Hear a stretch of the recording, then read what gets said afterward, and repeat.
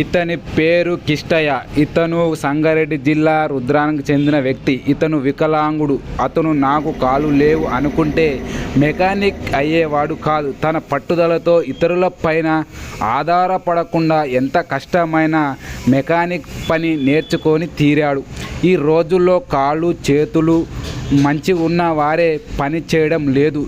ఇతను గ్రేట్. మరియు ఇతనుకు చూసి 10 మంది ఇంప్రెస్ అవుతారు మరియు పని వర్క్ ఏదైనా నేర్చుకుంటారు.